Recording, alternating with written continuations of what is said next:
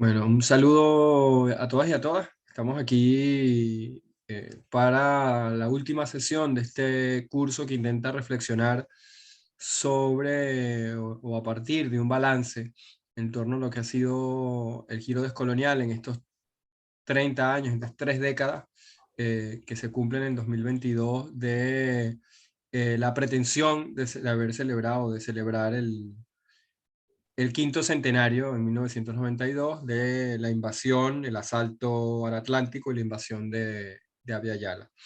Hoy pues tenemos el placer y el lujo de contar con Katia Colmenares, que ella es mexicana, doctora en humanidades, con una especialidad en filosofía política y es responsable de planes y programas académicos del Instituto Nacional de Formación Política del Partido Movimiento Morena. Además les comento, para quienes también estén interesados en seguir la obra de Dussel, que Katia, junto a Juan José Bautista, han hecho, en paz descanse, han hecho una introducción de lujo y han preparado una antología del pensamiento del maestro Enrique Dussel de lujo. Yo tengo el placer de tenerla por acá. A los que se están conectando desde España, es un libro que se consigue con facilidad por acá porque lo edita Cal, así que pues está allí y realmente creo que para comenzar a estudiar la obra del maestro Dussel, esta introducción que han hecho Katia y Juan José es un lujazo, es realmente imprescindible. O sea, si no han leído nunca al maestro y quieren comenzar de alguna manera a introducirse en su obra, yo les recomendaría vayan primero por esa gran introducción que han hecho Katia y Juan José. De verdad, Katia, muchas gracias por estar aquí, por el tiempo que nos vas a dedicar el día de hoy. Y pues, adelante. Muchísimas gracias, José, otro José, Ailín, Oimara, Héctor, Tari. La verdad es un gusto estar con todas y con todos ustedes el día de hoy. Y bueno, pues yo he querido compartir en esta sesión algunas reflexiones sobre temas que vamos a tener que ir abordando en este nuevo siglo dentro del llamado giro decolonial. O sea, hay tareas pendientes y por lo cual pues yo más bien lo que les traigo en este día es como una invitación, o sea, una invitación a sumarse al trabajo porque hay mucho que hacer y muy necesario además, ¿no? Estamos viviendo momentos muy duros, cambios de época y bueno, tenemos que hacernos cargo de lo que eso significa. Entonces, pues eso es lo que yo les traigo, como una agenda de trabajo a la cual pues están todos invitados, invitadas a participar porque pues son tareas que realmente nos van a permitir poder avanzar en la construcción de alternativas de manera mucho más sostenida, más fundamentada. Entonces, bueno, quisiera comenzar a mi charla el día de hoy. No voy a repetir, yo sé que ustedes ya vienen como de grandes recorridos y además con gente muy, digamos, pilar, ¿no? Del giro decolonial. Pero bueno, solamente como para abrirme el panorama, pues ustedes saben que 1492 es un año que tenemos que recordar porque ahí pues surge un proyecto civilizatorio que viene gestándose, ¿no? De antes, que vamos encontrando diversos momentos, diversos fenómenos, ¿no? Que van aportando a esta gestación, pero que el hecho del encuentro con nuestro continente, que bueno, no va a ser un encuentro en realidad, va a ser una conquista, una dominación, pero este proceso va a marcar pues un inicio del proyecto civilizatorio. Entonces son 500 años, 530 ya a este año, y en los cuales podríamos decir que hemos ido perdiendo contacto con la realidad. O sea, son 500 años que van acumulando capa tras capa, cubierta, o sea, como si hubiese cubiertas adentro, encima, ¿no? De esta realidad. Y hoy vivimos inmersos en una realidad que es más bien apariencia, ¿no? Dice Hinkelhammer que la modernidad es una racionalización de las apariencias. Entonces, esto es lo que yo quisiera que fuéramos trabajando. ¿Qué significa esto? Digamos, así dicho, pareciera entonces que estuviéramos como en una Matrix, ¿no? O sea, estamos en una realidad, pero ¿cómo es eso de que ya no tenemos acceso a la realidad? Y bueno, aquí hay que empezar como a dotarnos de ciertos conceptos para poder hacer inteligible nuevos observables. Porque bueno, una de las cosas que hemos ido aprendiendo en estos siglos de filosofía es que no vemos en realidad con los ojos, ¿no? Vemos con conceptos, vemos con marcos categoriales, con modos de comprensión, y a partir de estos modos de comprensión es que se nos abre la realidad. De modo que si no tenemos concepto, no se nos va a abrir, no vamos a poder, digamos, abrirnos a un determinado fenómeno.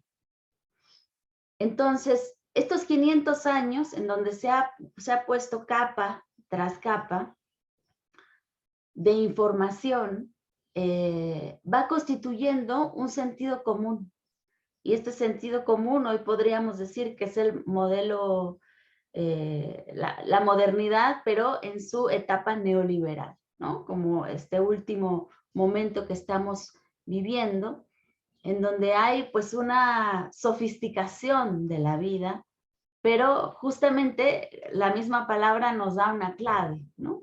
Es curioso que cuando se habla de algo muy fino, se habla de algo muy sofisticado.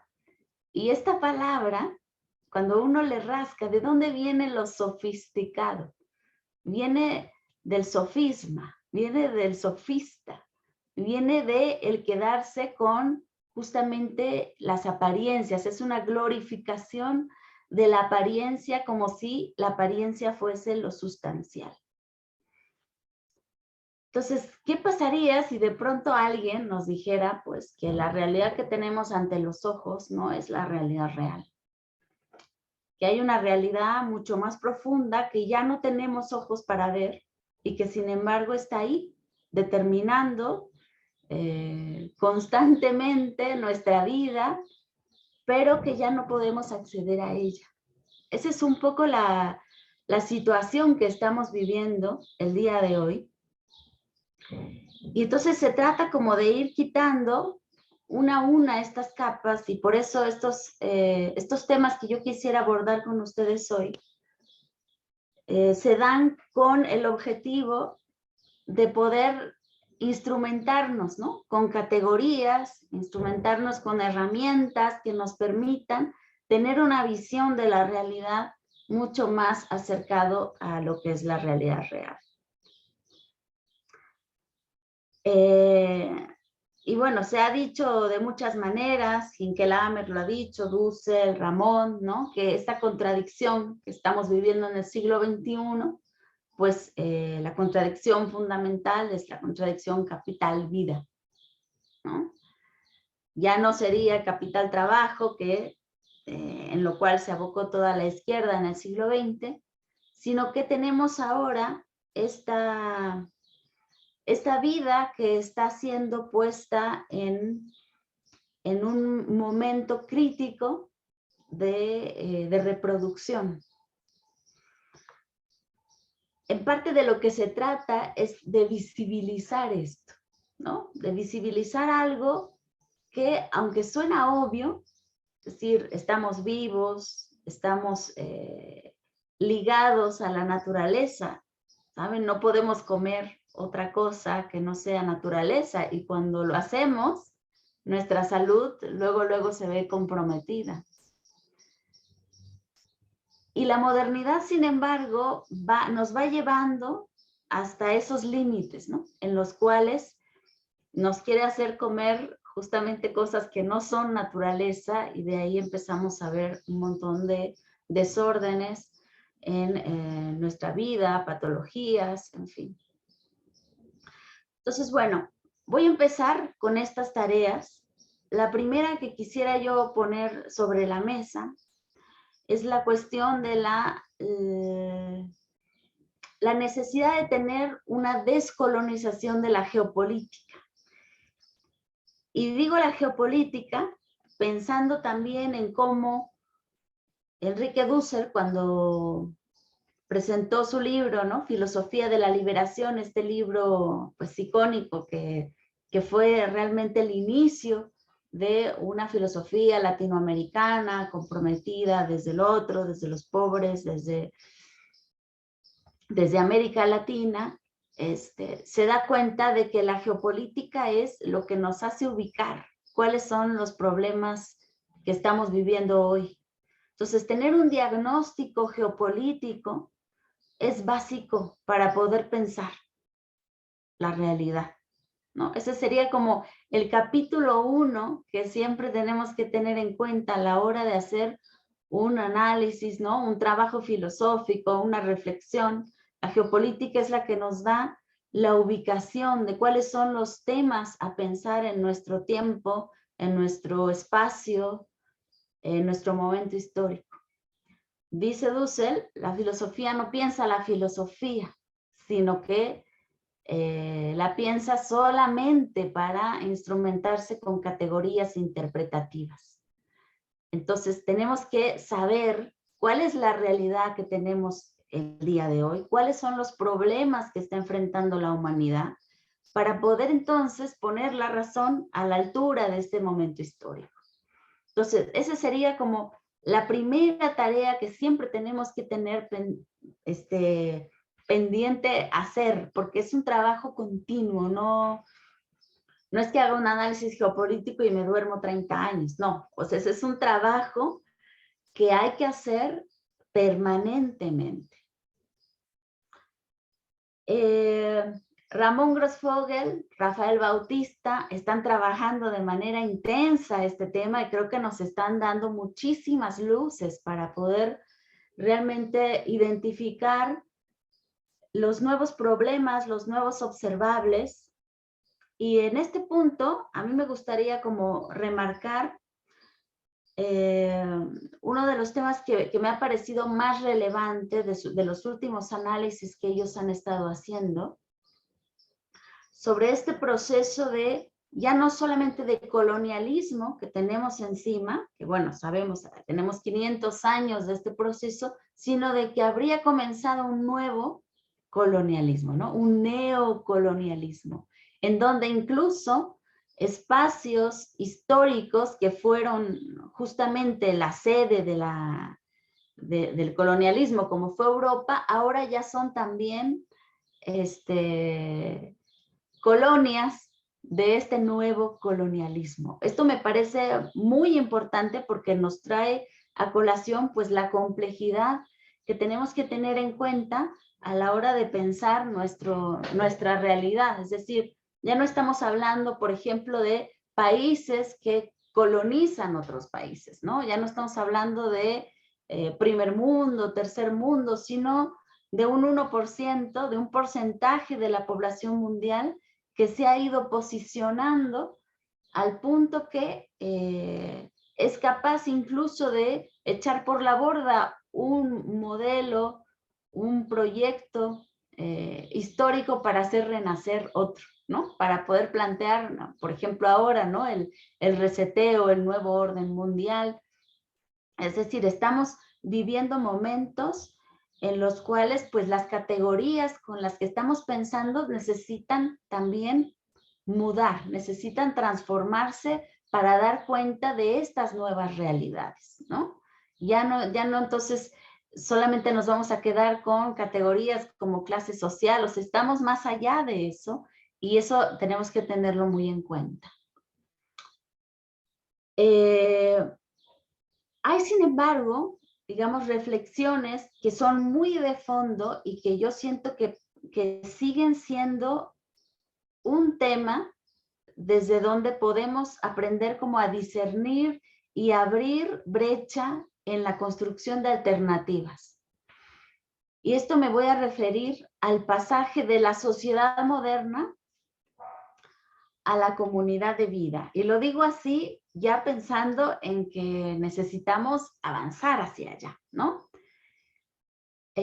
Juan José Bautista hizo un trabajo excelente a este respecto.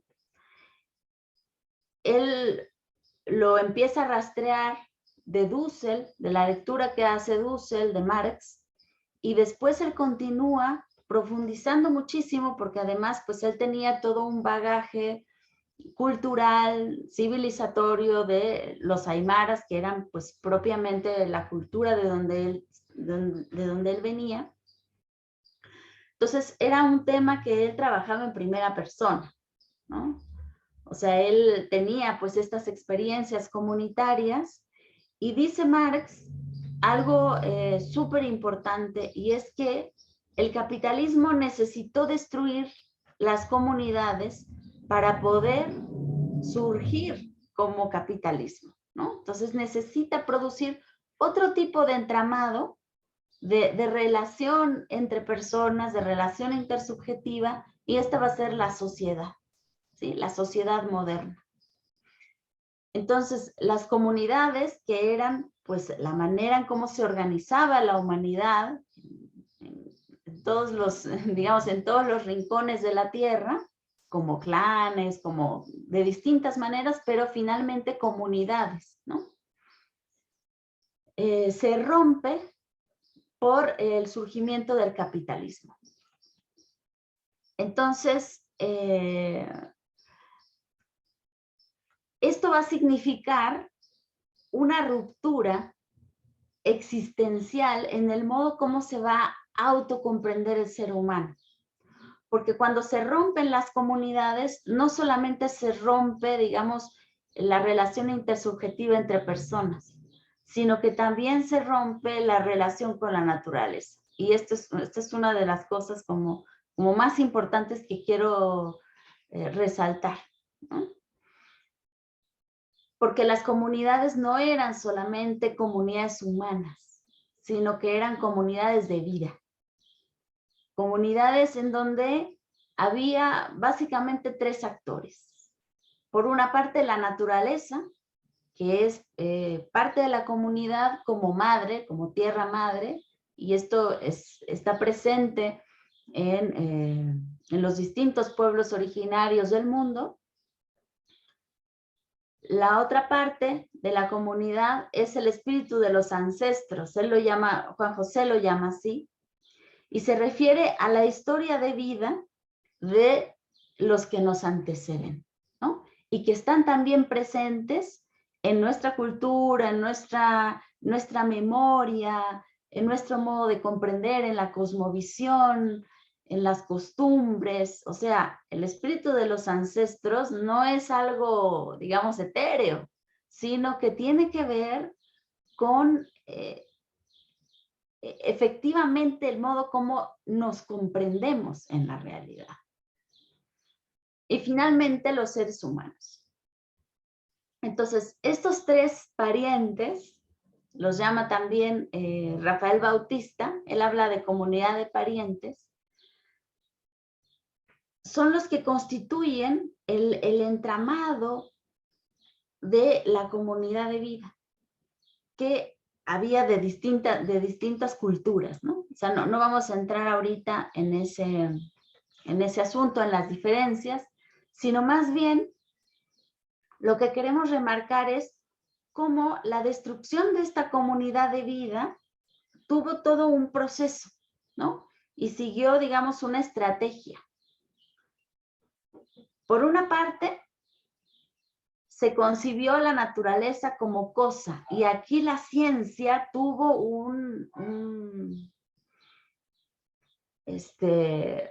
una responsabilidad muy grande, ¿no? Toda la fundamentación del método científico se basa precisamente en esta idea de que la naturaleza es objeto y que nosotros, pues, nos acercamos al objeto y lo descubrimos.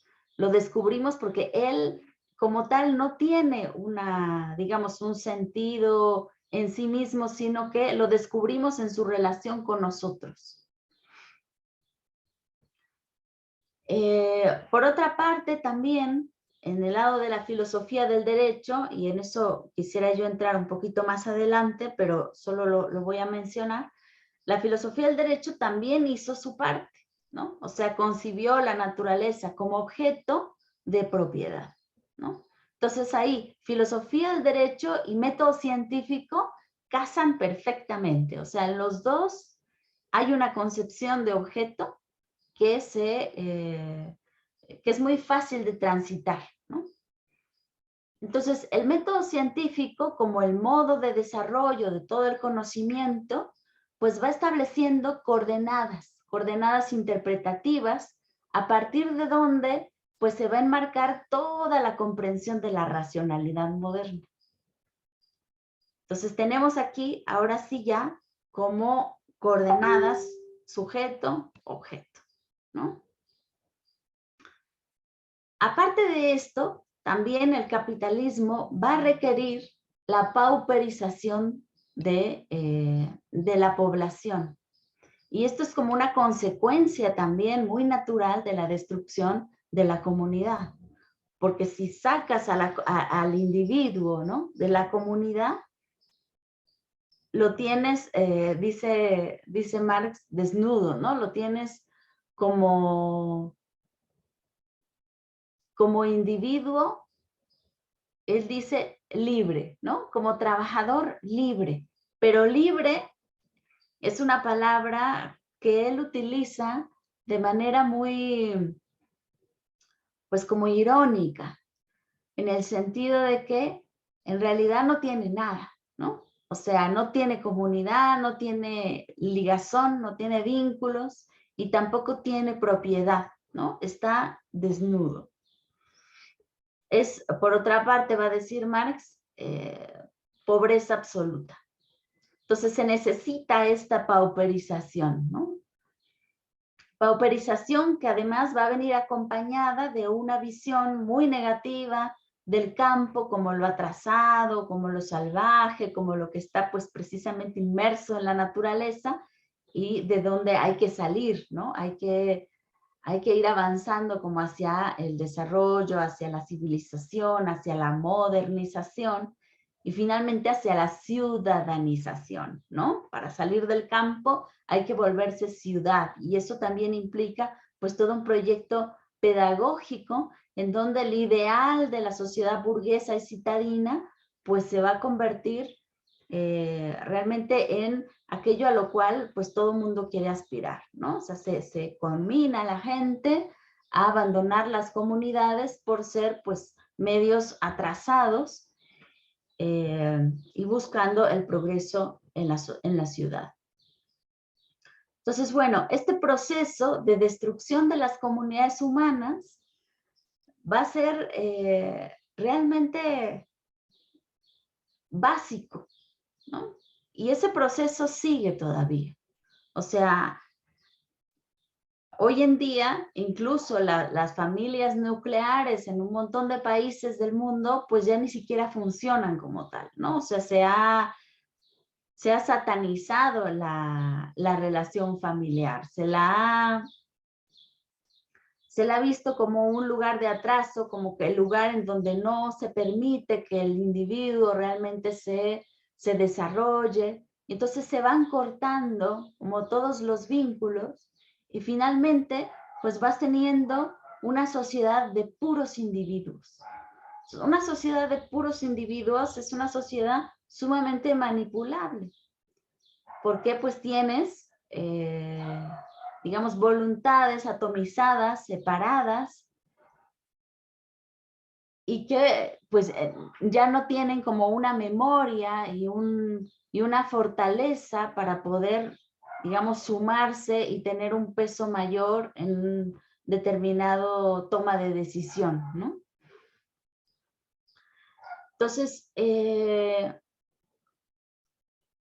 bueno, hay toda esta idea de la modernidad, de que vamos avanzando hacia la libertad. En la medida que nos vamos emancipando de la comunidad, vamos avanzando hacia la libertad, pero es una libertad que no solo nos va dejando solos, sino que también nos va haciendo más esclavos. Y esto es justamente como lo paradójico de la libertad moderna.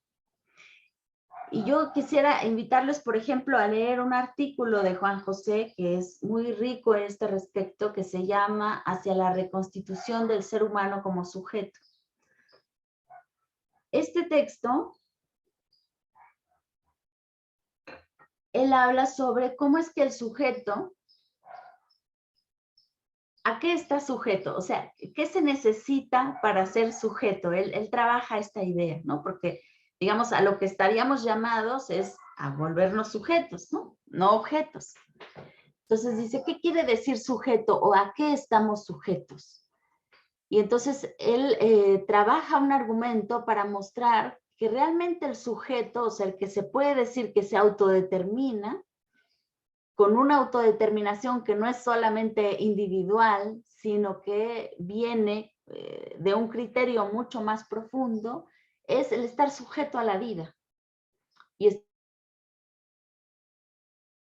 ¿no? Cuando estamos enraizados en la vida, en la naturaleza, es que realmente podemos convertirnos en sujeto. Entonces, tiene pues una argumentación perfectamente antagónica a toda la argumentación de la filosofía liberal moderna, en donde más bien pues todos somos individuos, ¿no? Y cada quien busca su propio interés, esta visión antropológica, egoica, ¿no? Que piensa al ser humano como un ser egoísta, que siempre está autocentrado y que viene al mundo, un poco a mí me da siempre mucha risa como incluso cuando se refieren a los niños y los ven ya en clave moderna, ¿no? Dice, no, es que un niño siempre es como el centro de sí mismo. Y es muy paradójico esto, porque el niño moderno efectivamente es autocentrado, pero no todos los niños tienen ese modo de desarrollo cultural, porque es cultura, sino que eso es algo que se aprende. Y ahí pues hay muchísimos ejemplos. Siempre cito este ejemplo de Carlos Lenkensdorf, que creo que es muy rico y muy potente, nos da muchísimos elementos. Él tiene un libro que se llama Filosofar en clave Tojolabal, y en donde va como él haciendo comparaciones de cómo se va criando un niño Tojolabal y cómo se va criando un niño moderno. Y desde momentos muy primarios de la crianza, cómo se dan realmente cambios que son así como el agua y el aceite, o sea, es completamente distintos, ¿no? O sea, el niño tojolabal que cuando nace pasa el rebozo de la madre y desde ahí va mirando siempre toda la realidad y es siempre parte de la comunidad, ¿no? La madre retoma sus tareas en cuanto puede ponerse en pie y el niño va viendo eso, o sea, siempre está con la madre, así que no tiene gran caso llorar. Está tranquilo, cuando necesita algo lo pide, ¿no? La chichi está, o no sé cómo le digan en otros países, ¿no? La teta está siempre al alcance. Entonces es un niño emocionalmente tranquilo, satisfecho en sus necesidades, que son sobre todo de afectividad, de calor y de alimentación.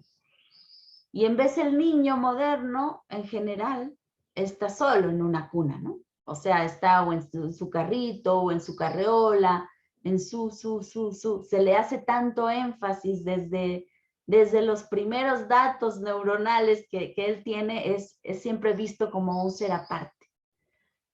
y siendo ser aparte, pues sufre el hecho de no estar con la madre y eso automáticamente pues lo hace llorar para pedir ese acompañamiento y la madre viene y llora y viene, ¿no? Entonces, eso va reforzando desde muy temprana edad un ego, ¿no? O sea, un yo soy el centro y le llamo a mi madre y viene, ¿no? Entonces, le da como una comprensión de poder muy elemental. Y ahí empezamos, ¿no? O sea, porque es larga la historia que después va a atravesar el niño. Entonces, bueno, el egocentrismo es algo que se va aprendiendo, el ser individuo es algo que se aprende. No todos los seres humanos llegan a ser individuos, ¿no? O sea, hay seres humanos que más bien se convierten en responsables y ese es como el fin de la vida, ¿no? Dice, ¿cómo se llama? El libro se llama Filosofar en clave tojolabal.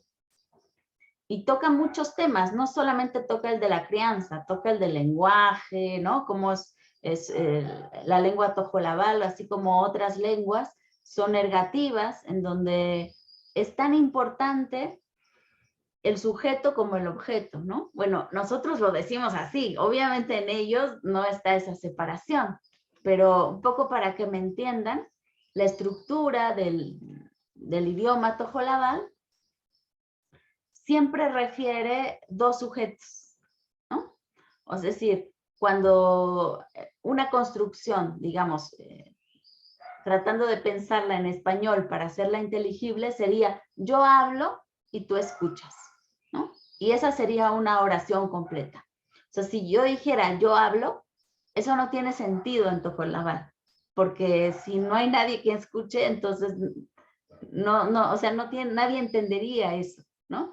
O sea, el sentido es yo hablo y tú escuchas, porque tan importante es que yo hable como que tú escuches, si no, no se da el acto de la comunicación. Entonces es una lengua que siempre va y viene, ¿no? De sujeto a sujeto, y eso obviamente pues también repercute en el modo cómo se comprende la comunidad, ¿no? La gente no camina sola, o sea, y cuando alguien va a ir a otro lado, pues siempre le ven y se le pega a alguien porque tienen que ir acompañados. Entonces son cuestiones que se van haciendo cultura, pero que vienen de una comprensión que siempre está mediada por la relación comunitaria en la cual está implicada la naturaleza. ¿Sí? Porque la primera, digamos, la primera madre de todos, pues es la naturaleza. Entonces, a nadie se le ocurriría, ¿no? O sea, venderla, comprarla, o sea, son cosas, son temas que están completamente fuera de esa realidad. O sea, es lo que les digo, ¿no? O sea, no existe como idea porque no es parte de su visión del mundo. Entonces, esto es súper importante, o sea, si no hay concepto, no te aparece esa realidad, ¿no? Entonces, por eso cuando llegaron los españoles y querían, ¿no? Vender, comprar y trataban la naturaleza así con tanta banalidad, o sea, la gente decía, pero estos no son humanos, ¿no? Al revés, no se comportan de una manera, o sea, como hijos y como hijos de la tierra. Entonces, bueno, este vínculo, que también es un vínculo que viene que se entiende desde los ancestros, es también central, ¿no? Porque los ancestros no están en el pasado, sino que los ancestros están en el presente, o sea, son parte de la historia viva de la comunidad. Son parte del por qué la comunidad es como es, y por eso la memoria es una memoria del presente, ¿no? De cómo los ancestros siguen habitando. Entonces, bueno, habría muchos temas que valdría la pena tocar, ¿no? Con referente a esta comunidad de vida, pero yo lo que quisiera es como como que pensáramos, uno de los temas centrales, o sea, si el capitalismo y la modernidad justamente destruyeron la relación comunitaria, necesitamos volver a reandar ese camino, ¿no? O sea, es uno de los temas centrales sobre los cuales tenemos que trabajar. Cómo reconstruir la relación comunitaria entre seres humanos, pero también con la naturaleza.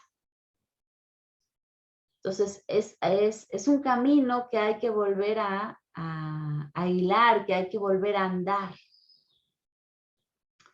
Y por ejemplo, o sea, volviendo al tema de Carlos Lenkensdorf, en donde él dice, ¿no? El proceso de crecimiento del tojolabal es un proceso de nosotrificación. O sea, naces al mundo en una comunidad y de lo que se trata la vida es de que tu voz se vuelva la voz de la comunidad. O sea, que tú logres estar a la altura de poder expresar lo que la comunidad quiere, piensa, necesita.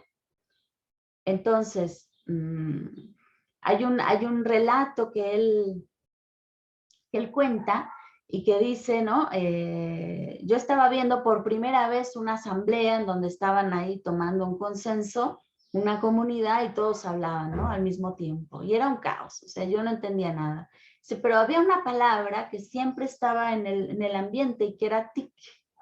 Entonces todo parecía que era tic, tic, tic, tic, tic, tic, tic, tic. O sea, todo el mundo hablaba así. Y cuando terminó la asamblea, fueron como bajando, ¿no? El tic, tic, tic, y hasta que al final se levantó, ¿no? Una persona y empezó a hablar, ¿no? Tic, tic, tic, y todo el mundo callado y ya nadie más habló. Y se acabó la asamblea. Entonces, cuando terminó todo eso, yo pregunté, ¿no? Al padre que estaba ahí y le dije, ¿qué fue lo que pasó ahí? Por favor, dime qué quiere decir tic, porque todos decían eso. Entonces le dijo, quiere decir nosotros. Entonces, al principio yo no entendí por qué todos decían nosotros, nosotros, nosotros, nosotros, ¿no? O sea, de alguna manera, todos quieren hablar la voz del nosotros y saben que su voz es una voz también que incluye un nosotros. Pero son nosotros, digamos, pequeños, todavía contradictorios, y en la medida en que se va alcanzando el consenso, ese nosotros se va ampliando. Y cuando la última persona toma la palabra y dice, nosotros estamos pensando esto y hemos llegado a tal consenso, es porque realmente el nosotros se ha armonizado y se ha logrado realmente articular como una voz, ¿no? Pero una voz que no aplasta. Es una voz que se construye, ¿no? Desde esa pluralidad. Entonces, un poco ese camino que se lleva a cabo en la asamblea es el camino también que recorre el ser humano en su vida. O sea, al principio de niño no tiene muy bien el conocimiento de nosotros y por eso la pedagógica implica el ir reconstruyendo ese discurso para que a medida que vas avanzando y vas teniendo cada vez más responsabilidad, esa responsabilidad efectivamente responda a nosotros. Entonces, por eso, digamos, la autoridad, ¿no? La gente que tiene un puesto, por ejemplo, no sé, el alcalde, ¿no? O sea, el presidente, ¿no? De tal, o sea, es el que ha logrado una voz más nosótrica, ¿no? O sea, el que se ha podido poner realmente como al servicio de nosotros y él habla con sabiduría, siempre también pidiendo consejo al pueblo. Entonces, ese proceso de nosotrificación es algo que creo que el giro de colonial, o sea, tiene que tomarlo como una de los caminos para poder construir pues una pedagógica, una epistemología, ¿no? O sea, son temas que realmente nos dan criterios para poder pues avanzar en este proceso de ir buscando, pues ahora sí que la reproducción de la vida de la comunidad de vida, ¿no? Seres humanos y y todo lo que está implicado en este planeta Tierra, ¿no? Entonces, bueno, yo lo que quisiera, como antes de pasar al siguiente tema, y ya va siendo las 12, me estoy ampliando, creo que me estoy deteniendo mucho en la reflexión, pero bueno, espero que vaya quedando clara la idea. El ir avanzando de una visión moderna que parte de la sociedad hacia una comunidad de vida, nos va a significar el adquirir una visión del mundo completamente distinta de la que tenemos. O sea, no es una cuestión solamente de relacionarnos con los otros, sino de ser capaces de percibir el mundo de otro modo. Entonces voy a dar un ejemplo solamente como muy representativo para ver lo que significaría esto. Y bueno, esto me viene de una vez que estaba yo tratando de explicarle a mi hija, estos filósofos que tenemos esas ocurrencias de querer enseñar Marx, ¿no? A un niño de 4 años. Le hacen a uno inventar ejemplos, ¿no? Entonces, estaba yo pensando, ¿no? ¿Cómo explicar lo que está contenido en algo que tenemos enfrente? Entonces, tenía yo un juguete de mi hija, un juguete de plástico. Entonces, yo decía, a ver, ¿qué es esto? No, pues es un juguete, no sé qué. O sea, es como quedarse en la apariencia. Y casi siempre en la modernidad estamos en esa apariencia. Entonces, bueno, ¿pero quién hizo ese juguete, no? Pues lo hizo una persona que trabaja. Ok, entonces, esa persona que trabaja, que dedicó ahí, que puso su vida, ¿qué es lo que puso? ¿No? Bueno, puso su fuerza, puso sus ganas de vivir, puso el hecho de su amor por su familia, qué sé yo, ¿no? O sea, hay tantas cosas que el trabajador pone en un objeto del trabajo que eso queda ahí, dice Marx, ¿no? Gelatinizado en ese objeto. O sea, queda hecho objeto esa subjetividad, ese movimiento que es el trabajador, ¿no? Con toda su subjetividad, su vida, sus anhelos, con toda su vida espiritual, que no es solamente, digamos, el mover, ¿no? O sea, no es un trabajo mecánico, ¿no? No es el moverse como una palanca, sino de propulsión, sino que es también un contenido que uno pone en ese trabajo que uno construye. Entonces, bueno, eso ya no lo vemos. Cuando está ahí en el mercado vendiéndose, nadie está mirando al trabajador, ¿no? Las horas que tuvo que no estar con su hijo jugando para poder dedicarse a producir ese objeto. O sea, no tenemos ojos para ver. Y sin embargo, necesitamos irnos reconstruyendo los ojos para poder ver la realidad real, porque eso es lo que constituye la realidad real del objeto, por una parte.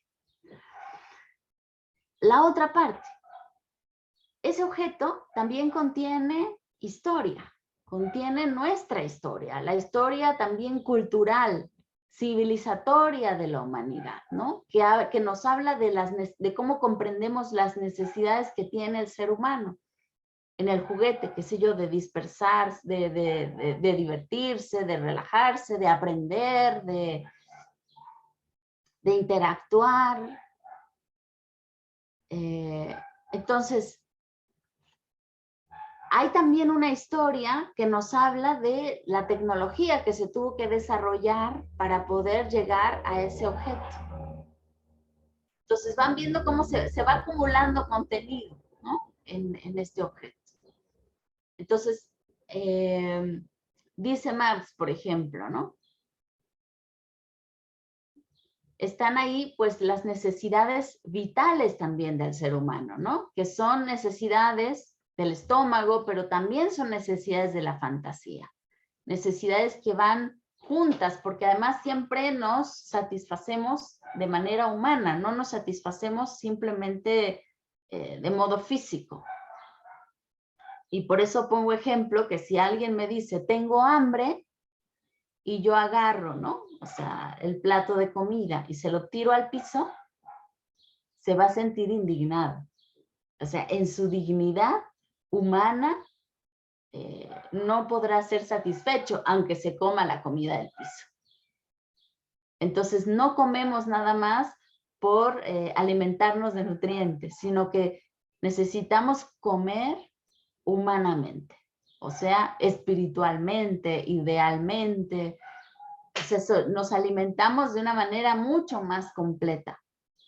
Y ese contenido espiritual que siempre está presente en la vida humana, normalmente no lo vemos. O sea, también no tenemos ojos para ver. Entonces, para poder ir transitando hacia la construcción de una comunidad de vida, necesitamos ir adquiriendo esta perspectiva, necesitamos ir adquiriendo estos nuevos ojos. Por otra parte, ¿qué otra cosa está contenida, ¿no?, en este juguete? Está contenido la naturaleza. O diríamos, por ejemplo, en el caso del juguete, el petróleo. ¿Y qué es el petróleo?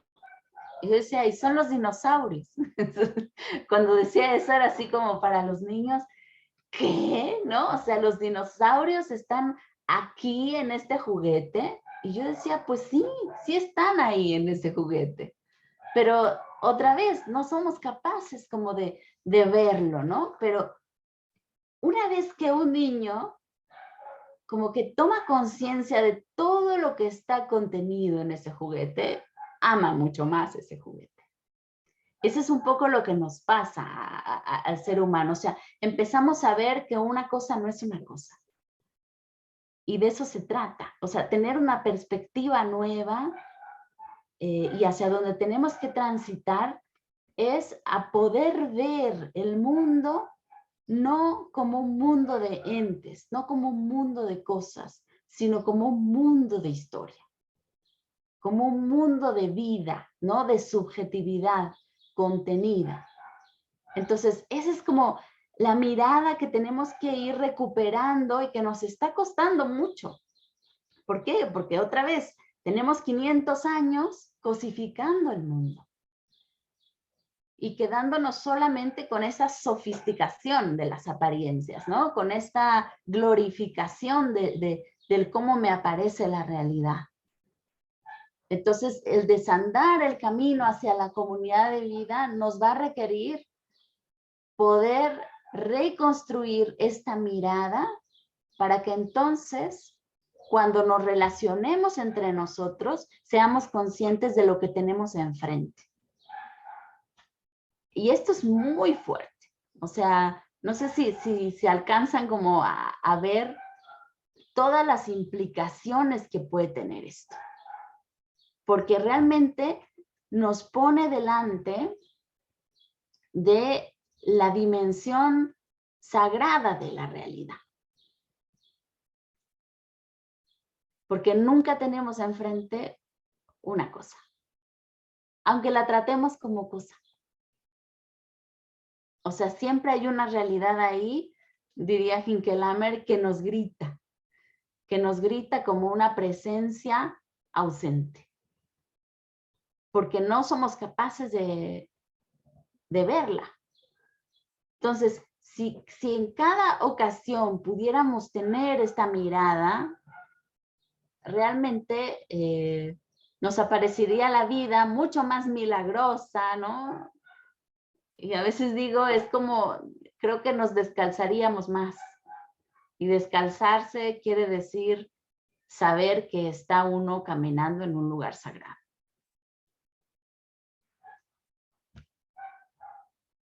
Entonces, necesitamos ir produciendo desde esta mirada y ahora sí entraríamos como a los temas. ¿qué es lo que tenemos que desarrollar desde ahí? ¿No? Una nueva fundamentación de la ciencia. Y de la ciencia toda, de las ciencias naturales y de las ciencias sociales. Una nueva metodología de la ciencia. Una nueva racionalidad. Una racionalidad de la vida. Y ahí vamos a ir entrando poco a poco a los temas. Entonces, imagínense desde esta perspectiva ir desarrollando una filosofía del derecho, de la económica, de la política, ¿no? De la pedagógica, de la historia. O sea, se nos abre un nuevo continente. Es un enorme, enorme, enorme reto.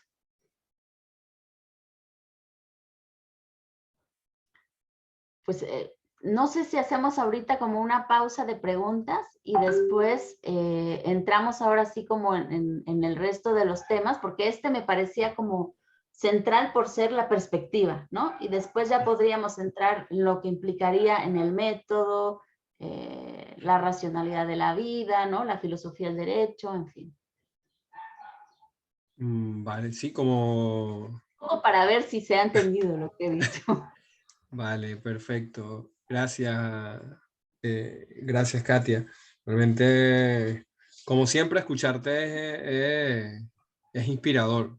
Escucharte, no, pudiera parecer que en algún momento puede ser sobrecogedor, no en el sentido de la acogida, sino en el sentido de apabullante, ¿no? Desde el reto que nos presenta,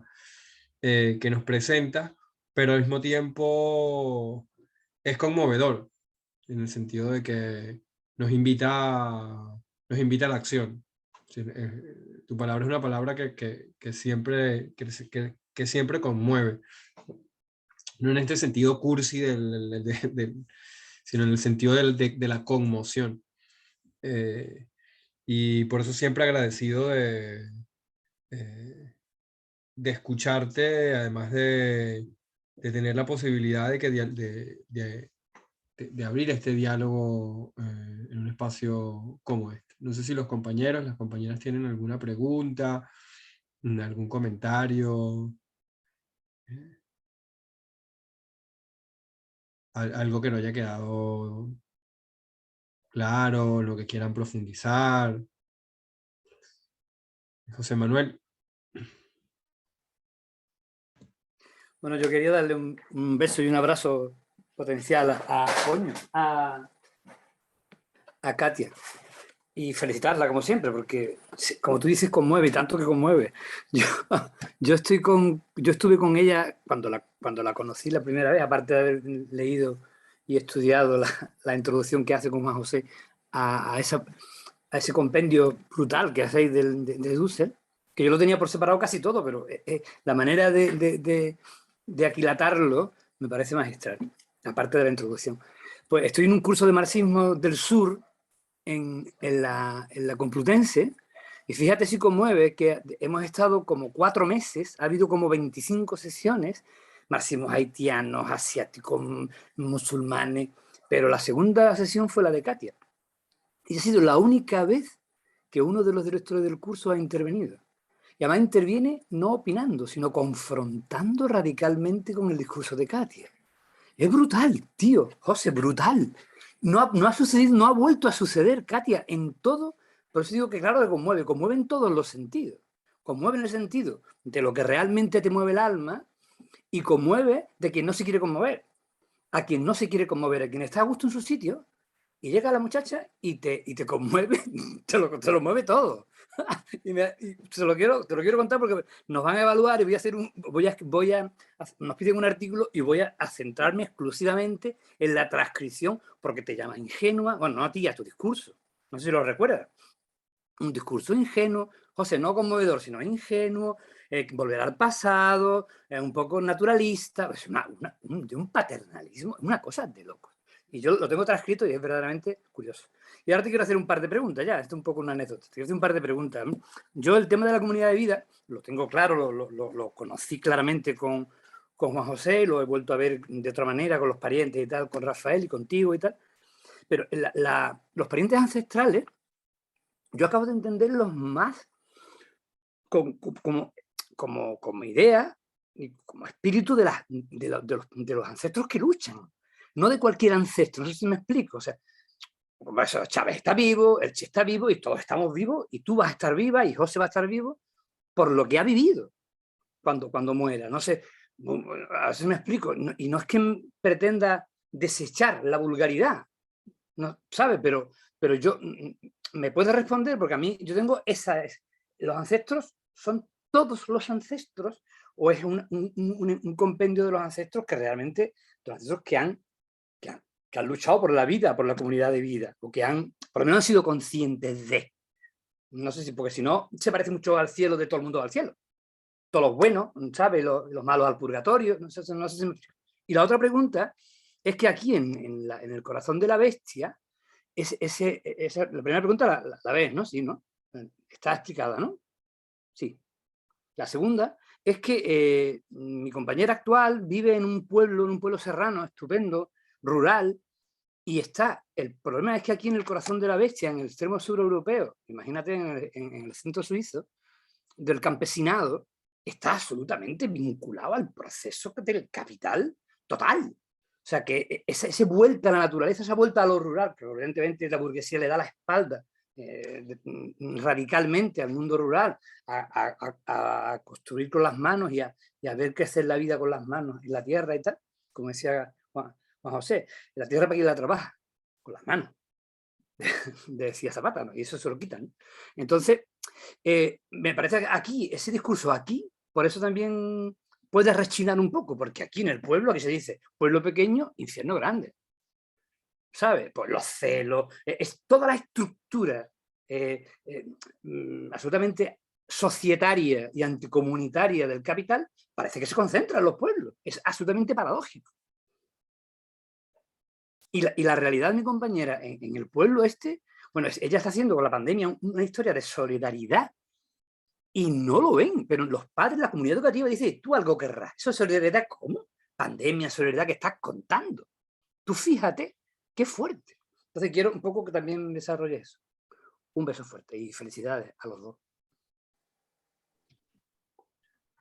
Sí, ¿alguna pregunta, algún otro Sí, comentario?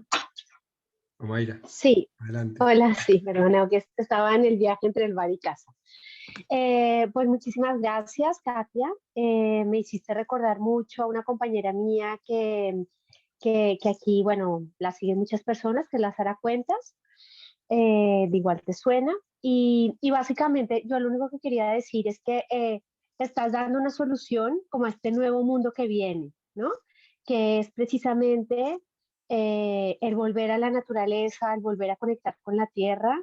Y bueno, esto me conecta con otro montón de ideas que no vendrían a caso aquí a este curso, pero yo creo que de una manera como muy clara y desde los saberes, ¿no? de ancestrales y del sur en este caso, nos estás dando la solución a lo que podría ser, bueno, que lo tenemos aquí a la vuelta de la esquina, ¿no? O sea, una crisis energética, un peak oil, ¿no? El acceso difícil a estos recursos naturales. Así que, pues muchísimas gracias y la verdad a mí me parece muy esperanzador lo que dices, ¿no? Este volver a la comunidad y este retomar unos otros, etcétera. Gracias. Pero, a ver, la pregunta en concreto, ¿cuál sería? No es ninguna pregunta, es simplemente porque tú dijiste, bueno, a ver si estabais entendiendo lo que yo decía. Entonces simplemente es un comentario a decir, bueno, creo que esto es una solución a lo que viene. Ya está. Y si alguien más, se hace una pregunta más y si no, pues Katia, creo que pudiera Bien, responderle a José Manuel. claro que sí.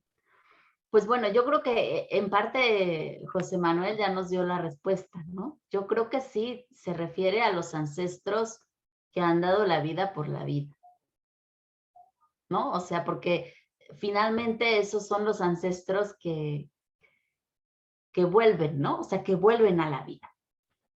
En donde es como esto que decíamos de saber ponerse a la altura, ¿no? Saber ponerse a la altura de la vida, finalmente que tu voz se vuelva ese nosotros y es ese nosotros de la vida.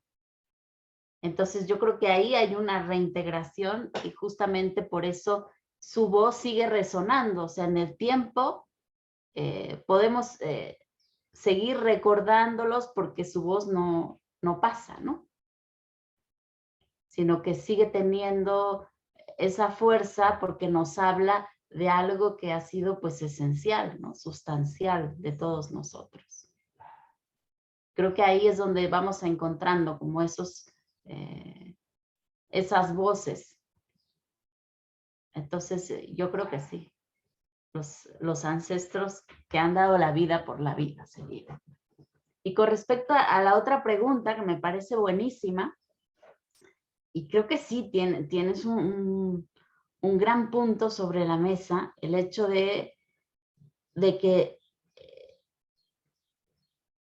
este proceso de modernización pues se ha ido extendiendo de manera que ya no, o sea, ya no se vive en muchos pueblos, sobre todo en Europa. O sea, en Europa creo que hay un proceso de modernización mucho más profundo que en otros lugares, ¿no? Lo mismo en Estados Unidos. O sea, los pueblos, la conciencia de la gente en los pueblos es la conciencia de la ciudad. Y de todos modos se sigue guardando la visión de que es mejor estar en la ciudad. O sea, no hay, como que no hay una valorización realmente del estar en la vida rural, sino que hay una imitación de la vida rural por la vida de la ciudad. Y por eso van llegando cada vez más como los servicios de la ciudad al campo, pero no para revivir la vida del campo, sino más bien para revivir la vida de la ciudad fuera. Entonces, finalmente, pues es un proceso de modernización generalizado. Creo que en otros lugares en América Latina no es así tan marcado, ¿no? O sea, aquí todavía tenemos pueblos con conciencia comunitaria. Pero en Europa básicamente es conciencia social en general. Y como dices, ¿no? O sea, la solidaridad en ese contexto pues no tiene lugar, ¿no? Esto que creo que les comenté en ese curso justamente, que me decía este marxista de la Escuela de Frankfurt, Helmut Reichelt, cuando le pregunté que si él veía más allá del capitalismo, y él dijo, no, yo no veo más allá del capitalismo porque soy europeo. Y en Europa hemos destruido todas las relaciones solidarias y comunitarias. Entonces no me puede venir a la cabeza otra manera de relacionarnos. Pero yo sé que en América Latina tienen relaciones solidarias, comunitarias, y que por eso ustedes sí pueden pensar en la construcción de otra cosa. Si aquí estamos ya en el autismo, ya ni siquiera somos individuos, me decía. O sea, ya hay un fenómeno muy acentuado de autismo en la sociedad europea. O sea, realmente ese es el viejo continente. ¿Y el autista qué hace? El autista tiene su propia realidad. O sea, ya ni siquiera se preocupa de su familia, de su perrito, de su abuela, ¿no? O sea, ya es un individuo in extremis, o sea, completamente autocentrado. Y en ese contexto, pues no hay posibilidad de construir nada nuevo, ¿no? Y eso además se plantea como el ideal. Entonces, pues todo el mundo está como en ese tren. A mí y en América Latina vamos para allá, o sea, hay una tendencia fuerte también a continuar con ese ejemplo, ¿no? O sea, yo conozco muchas otras mamás, ¿no? Que dicen, no, es que yo estoy educando a mi hijo para la independencia, ¿no? Y se tiene como algo muy, muy valioso, muy preciado, porque la dependencia es algo horrible. La dependencia nos habla de la familia, del estar ligados unos con otros. Y el cambiar ese paradigma va a ser muy fuerte. O sea, va a ser muy duro porque implica una ruptura existencial, una ruptura de valores.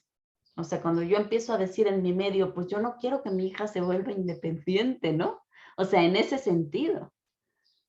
O sea, yo quiero que sigamos siendo familia y dependiendo unos de los otros, porque somos parte de una misma unidad. Entonces siempre es como verme así, como inferior, ¿no? Ahí todavía no se emancipa, ¿no? Todavía no le llega,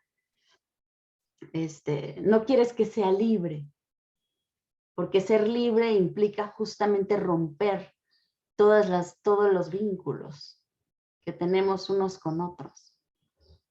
Y no nos damos cuenta que justamente esa ruptura de vínculos, ese no ser sujeto a la naturaleza, a la familia, al otro, es lo que nos hace ser objetos. O sea, entre más independientes, más cosa nos volvemos, más objetos nos volvemos.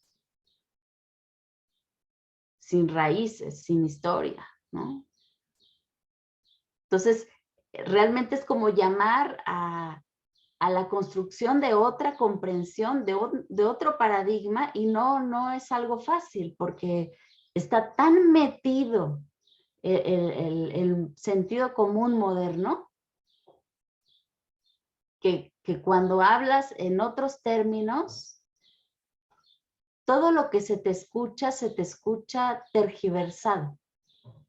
O sea, no te pueden escuchar desde otra perspectiva, sino que siempre se te escucha y se te encasilla y se te pone en el pasado, ¿no? Todavía no se emancipa, todavía no, o sea, yo recuerdo cuando uno de los comentarios que alguien me hizo, cuando dije que quería yo tener un parto en casa, me dijeron que quería yo traer a mi hijo como en las cavernas. Esa fue como la figura, ¿no? Y para mí fue muy fuerte, o sea, siempre es eso, ¿no? Como mandarte al pasado es inferiorizarte. No es pensar, me está hablando desde otro lugar, desde otra concepción, desde otros valores. No, siempre es como que te encasillan y te meten dentro del saco moderno, pero siempre para inferiorizar. Entonces, romper eso, o sea, lograr esa nueva mirada es lo duro, porque estamos como en el mismo lugar, pero no estamos viviendo la misma realidad.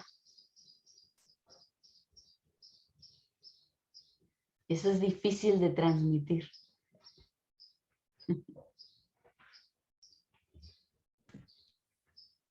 Sí, un poco tus palabras, Katia, a propósito del comentario pregunta de José Manuel, me recuerda aquella canción de Silvio, ¿no? Los muertos de mi felicidad, aquellos que mueren, o de Dalí Primera, ¿no? Los muertos, los que mueren por la vida no pueden llamarse muertos, ¿no?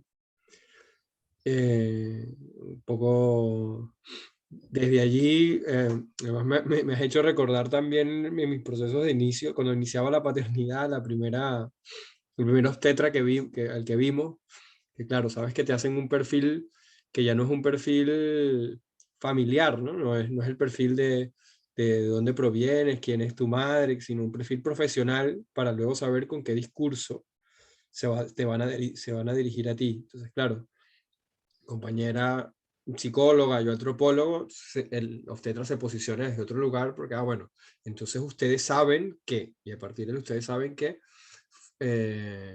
cuando mi compañera dice que ella quiere tener parto natural, ni siquiera llega a plantear tener el parto en casa. estoy seguro que se le hubiese hecho la bota del consultorio. No, nos lanza un discurso de como 15 minutos explicándonos cómo para trabajar en la NASA hay que nacer por cesárea, que en el parto natural se mueren no sé cuántas miles de millones de neuronas, que él tiene 3 hijos y que al último que nació por cesárea es el que le va mejor en la vida porque está cursando informática y casi ni estudia. Los otros dos, bueno, ahí van estudiando. Uno va estudiando una carrera de ciencias sociales y medio le va. Y el otro, que por haberlo intentado, ni siquiera nació por parto natural, sino por haber intentado que naciera por parto natural, porque al final tuvo que ser por cesárea. Y el segundo también fue lo mismo, y el tercero, pues cesárea directamente, y ese es el que mejor le va en la vida, ¿no? En esto de la sofisticación de la vida que nos has hablado. Pero también un poco quería como compartir un comentario y quizás también que se puede tornar pregunta, aunque no la tengo formulada como pregunta, y tiene que ver con el proceso, estando aquí en España en los últimos 3 años, viendo cómo hay una avidez de los sectores que se autodefinen críticos, yo diría incluso una voracidad por conocer, apropiarse incluso de formas de hacer alternativas, ¿no? Sobre todo provenientes del sur global. Y sin embargo cada vez me viene resonando más porque en distintos momentos de este proceso, contando las experiencias latinoamericanas y de dónde provienen muchas de nuestras metodologías, de nuestras formas de hacer, por ejemplo, el teatro de los oprimidos, la sistematización de experiencias, la pedagogía del oprimido, que todos han sido de alguna u otra manera, bueno, la investigación de acción participativa, cuando cuando uno busca los procesos en los que estas formas de hacer, estas metódicas aparecen, son todos contextos de conflictos armados, en el caso de lo que adelantó Falsborda y compañía en Colombia con la investigación de acción participativa, Freire en un contexto de dictadura, igual de educación popular en Venezuela en contextos de altísima represión, la filosofía de la liberación, que da sus primeros pasos en Argentina y luego continúa en México cuando usa el viaje. Es decir, que todas son producto de estrategias de resistencia en contra de procesos muy duros de represión. Y mientras que uno ve que eso ocurrió en América Latina, aquí que pasaron 40 años, cuando digo aquí en el Reino de España, pasaron 40 años en una dictadura, y parece o no quedó nada, o ese proceso que llaman la transición del 78, que fue el maquillaje al régimen de los 40 años, lo borró todo, pero lo cierto es que hay una suerte de amnesia en torno a las posibilidades críticas y de resistencia que pudieron haber existido, las metódicas, el hacer de resistencia que se puede haber construido durante ese tiempo, ¿no? Mientras en América Latina se resistía a las dictaduras produciendo todas estas metódicas, aquí pareciera que no, o se desconocen, o no ocurrieron, ¿no? Ahora, de hecho, ando militantemente, y hago la pregunta aquí porque hay compañeros, la mayoría de los que participan, porque están aquí en España, porque un amigo catalán, cuando le hice la pregunta, me dijo, esa pregunta tienes que hacerla a todo el sitio a donde vaya, porque realmente es un trabajo que hay por hacer, ¿no? Y ahí con un diálogo también, por ejemplo, con Javi, con Javier García Fernández, es decir, ¿desde qué tradición podemos dialogar con los pueblos del sur de Europa? Es decir, nosotros tenemos nuestras tradiciones, nuestras formas de resistencia, algunas que son milenarias, otras que han ido surgiendo de la mano de esas tradiciones milenarias, pero en el caso europeo, ¿qué es lo que queda, ¿no? con qué se dialoga, porque hay una amnesia total por eso que quizás sea justamente que al ser esta región del mundo la región más moderna, es donde más difícil se hace ver o encontrar esos resquicios, ¿no? Como te dije, no lo tengo como elaborado como pregunta, sino más bien como algo que quería compartir a raíz de lo que nos has presentado el día, el día de hoy, ¿no? No sé si esto te evoca algo, si te provoca algún comentario. Pues yo creo que una manera, o sea, una vía de lograr como un horizonte crítico es justamente el que mencionas, ¿no? O sea, a partir de las tradiciones. Pero habría otra, y que yo creo que es la que en este caso se puede explorar y es justo como un poco ver el proceso que hizo Marx, por ejemplo.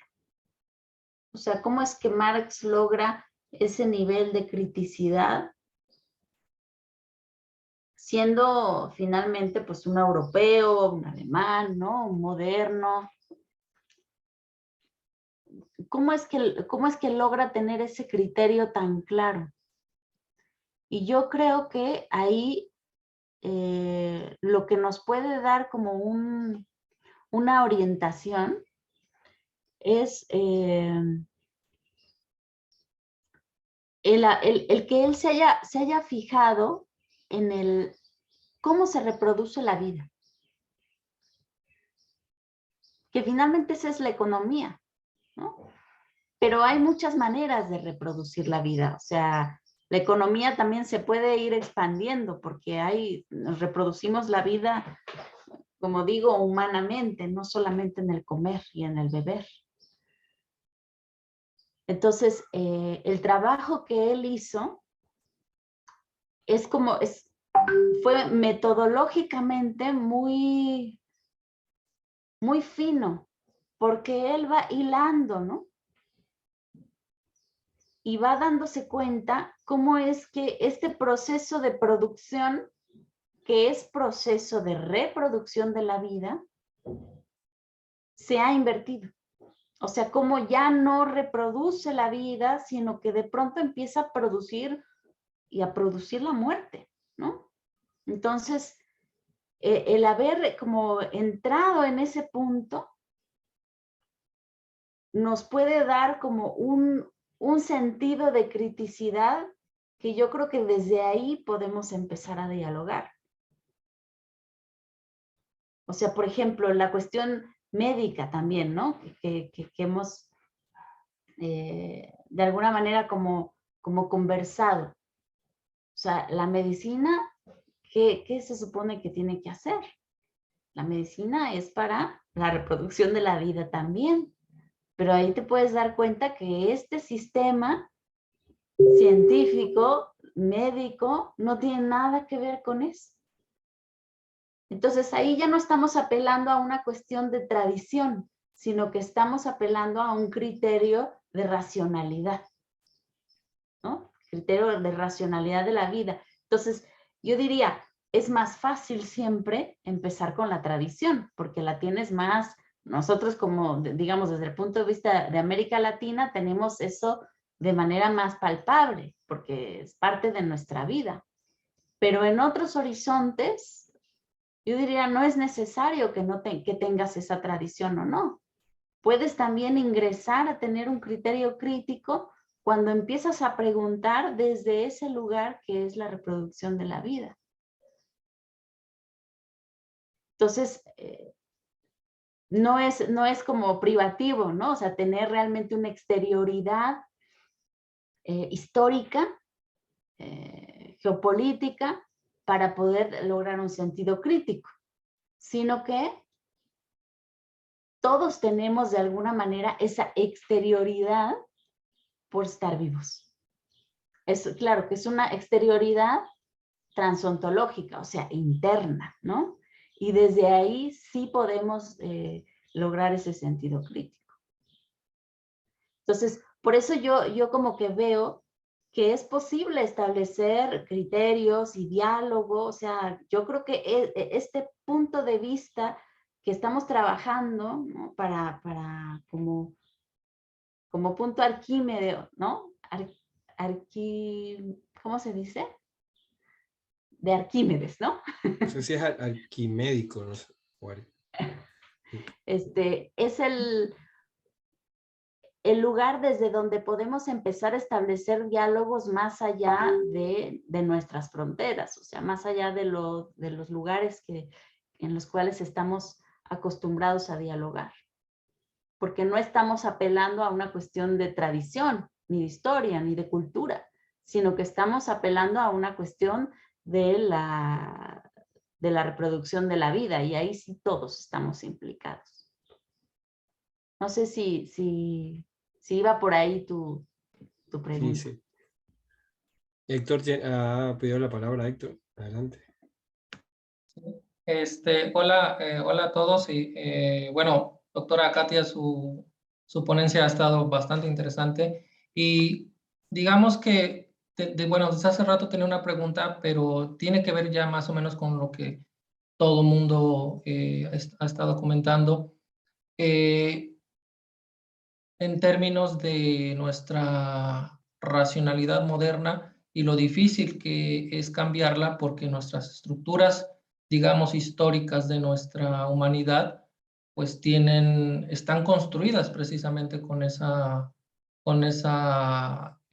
modernidad, ¿no? Occidental. Entonces, mi pregunta un poco va en el sentido de que fuera del ámbito académico, ¿qué resultados o qué alcances ha tenido pues las distintas, es que bueno, de la teoría decolonial se desprenden muchas experiencias que he visto en los últimos años, desde el feminismo, desde las cuestiones que tienen que ver con la naturaleza, desde muchos performances, o sea, infinidad de experiencias, pero ¿qué resultados ha tenido fuera del ámbito académico, fuera de las aulas, digamos, o qué alcances en una escala macro ha tenido el pensamiento, digamos, un poco, sí, decolonial y de lo que usted ha estado comentando? Porque como usted misma, bueno, ha comentado, digamos, o lo que ustedes han estado diciendo, en algunas latitudes, no sé, Europa, lo que usted mencionaba de este académico, que él no podía pensar en términos más allá de su propia racionalidad, de lo que él había obviamente aprendido. Entonces, bueno, no sé si la pregunta se está entendiendo un poco, qué alcances, ya sea micro o macro, ha tenido en espacios no académicos, en espacios donde obviamente estos debates no se están generando, la gente pues no los está pensando, pero ¿qué ha hecho, digamos, qué han hecho estos enfoques, la teoría decolonial, para poder, digamos, llegar a esas latitudes donde se supondría que quizás no se están planteando estas cuestiones?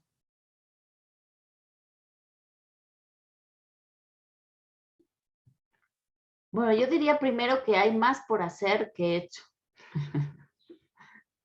O sea, es más el trabajo que tenemos que hacer, pero lo cierto es que creo que hay algo innegable, y es que las experiencias de comunidad que en general ha tenido la humanidad nunca habían sido tan depredadoras como el proyecto civilizatorio de la modernidad. Es decir, ¿por qué? Porque si dentro de los pueblos originarios, por ejemplo, la naturaleza es concebida como madre, pues obviamente el modo de vida que desarrolla tal comunidad, pues tiene una visión de no romper el equilibrio, ¿no? De permanecer en la armonía, de recuperar la armonía cuando se cae en la desarmonía, ¿no? como decían los, ¿cómo se llaman? Se me olvidó ahorita sus nombres. Esta cultura que decía, ¿no? Cuando de pronto se corrompe el sistema, vamos a buscar la tierra sin mal de nuevo, ¿no? Entonces dejaban, ahora sí que el asentamiento que habían hecho, ¿por qué? Porque ya había estructuras de dominación y demás, y la gente migraba, y emigraba a volver a fundar otra vez el sistema. ¿Por qué? Porque ya se estaban dando, digamos, relaciones que rompían con la armonía. Entonces, había mecanismos justamente para poder recomenzar. La modernidad no, o sea, la modernidad es un sistema que más bien va creando desequilibrio y desequilibrio y desequilibrio y se nos va acumulando y de pronto llega un punto en el que, como estamos viviendo hoy, o sea, necesitamos pasar a un nuevo sistema, pero este nuevo sistema es para muy pocos, o sea, no tiene una visión desde la vida, tiene una visión desde los privilegios, ¿no? De unos cuantos. Entonces, pues yo creo que el tener como criterio la vida, pues sí nos da herramientas para poder, ahora sí, ubicarnos mejor y distinguir una cosa de otra, ¿no? O sea, tomar decisiones de manera más responsable. Entonces, yo diría, pues tenemos muchos ejemplos en la historia de la humanidad. Nunca había habido un sistema civilizatorio tan depredador. Nunca había habido un desequilibrio de vida como el que estamos viviendo hoy. O sea, las consecuencias que estamos acarreando son la prueba más fehaciente de que vamos al lado contrario, ¿no? Que todos los pueblos del mundo antes. Entonces, yo creo que esas otras civilizaciones pues son el testimonio de que se puede vivir de otra manera. Y de eso se trata ahora, o sea, de desmontar este proyecto civilizatorio que además viene con todo un discurso, o sea, viene con el discurso de que es mejor, más verdadero, y por eso es como una maquinaria que nadie puede parar, porque va a toda velocidad, diciéndonos que ya estamos a punto de llegar, ahora sí, como a la satisfacción plena, pero más avanzamos en los años y más nos damos cuenta que el mundo, o sea, va al lado contrario, ¿no? O sea, que vamos al colapso. Pero el discurso es ciego, o sea, el discurso nos dice otra cosa. Y estando todos metidos con ese discurso, ¿no? En la misma maquinaria, no hay quien ponga el freno de emergencia, diría Benjamin, ¿no? O sea, no hay quien diga, no es verdad que estamos yendo hacia ese lugar que nos dice la modernidad. Estamos yendo al suicidio. Entonces, el hecho de voltear a ver esas otras culturas, esos otros modos de vida, el hecho de buscar un criterio más allá de este proyecto civilizatorio, pues es justamente para poner ese freno de emergencia. Entonces, pues yo creo que ahorita estamos justo como en la resistencia y se están dando ejemplos en el lado, como tú dices, micro, ¿no? O sea, gente que de pronto dice, bueno, vamos a vivir de otra manera, ¿no? Comunidades y demás, y se está dando, o sea, necesitamos llegar como a esa masa crítica de transformación y que llegue a la conciencia de más gente. Pero eso no va a ser fácil, o sea, teniendo todos los medios de comunicación en contra. A mí me parece súper alarmante cómo han ido tejiendo, ¿no? Este 1% que finalmente es dueño de, pues, el 99% de las empresas, cómo han ido tejiendo, pues, no solamente el discurso, sino también la producción de las mercancías. O sea, casi todo lo que compramos es comprarle a ese 1%, ¿no? la computadora, los software, las cadenas de televisión, los alimentos. O sea, cada vez que haces una transacción, ¿hacia dónde va? Hacia ese lugar. No sé si han visto, hay un documental, les recomiendo que lo busquen, se llama Monopoly. Y habla como de cómo se ha ido consolidando este monopolio del 1% hasta estas dos empresas, Vanguard, y son como consorcios que se han ido, es como lo que les decía muy al principio, ¿no? Las capas y las capas y las capas sobre las que se ha ido construyendo este mundo son muchas. Entonces, ya ninguno de los ricos quiere aparecer con su foto. O sea, ya ninguno quiere aparecer con su rostro. Entonces, se han ido ocultando detrás de empresas. Entonces, ahora tienes empresas, la Coca-Cola y la Pepsi, que en realidad son parte de una empresa más grande que compra, ¿no? Y esa empresa compite con otra y la compra otra empresa más grande. Entonces, tienes empresas de empresas de empresas de empresas y al final te das cuenta que el dueño de todas las empresas es uno. O sea, son un montón de accionistas que son ese 1% y es Vanguard el que es el dueño de medios de comunicación, de computadoras, de viajes, de todo. Pero están ya totalmente blindados por pues todo un andamiaje de empresas que al final pues parece que ya nadie es responsable. Pero solamente parece, porque la dirección y la información fluye de manera vertical muy claramente. Entonces, por ejemplo, en este documental, a mí me dio así terror, escalofrío, cuando ponen una toma en donde agarran así, ¿cómo informa? ¿Cuál es la noticia que informa CNN? Fox News, ¿no? O sea, todas las grandes cadenas de Estados Unidos. Entonces ponen así como en camaritas y le ponen play al mismo tiempo. Son un montón de empresas, contradictorias incluso entre ellas, y todos leyendo el mismo teleprompter con la misma noticia. Todos. Entonces tienes 30 canales de televisión que te están informando de la misma manera y además no es solamente dándote un dato, ¿no? Diciéndote, pasó tal cosa. No, es diciéndote lo que tienes que hacer, ¿no?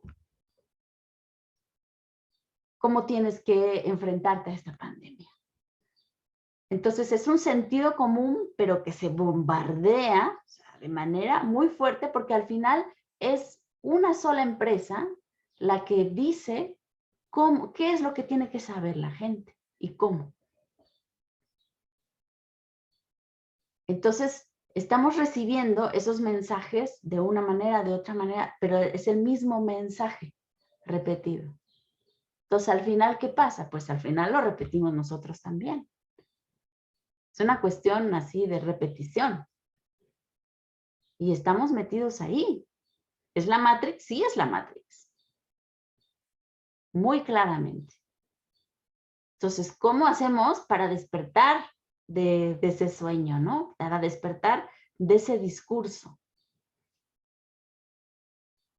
Eso es lo que tiene que trabajar el giro decolonial. Volver a plantearnos el tema de cuál es la racionalidad que necesitamos para darle un vuelco a esta realidad.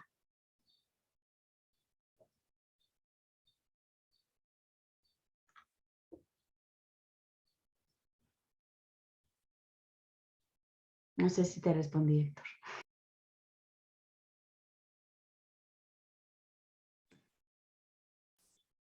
Sí, no sé si hay alguna pregunta más. Tariana, que no ha participado, o Aileen, no sé si quieran agregar alguna cosa.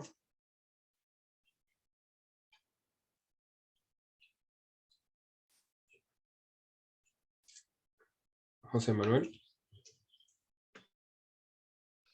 Sí, un poco al hilo también de lo que decía Héctor y tal.